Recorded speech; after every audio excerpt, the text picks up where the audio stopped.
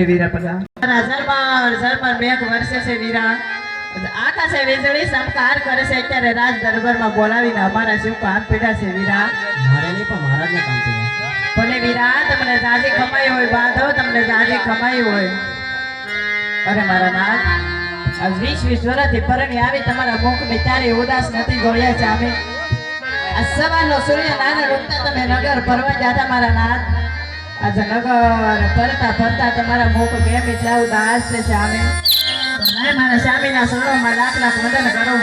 પછી એના રોજિયાની વાત જાણો કે મારા નાથને કયા વાતનો દુઃખ છે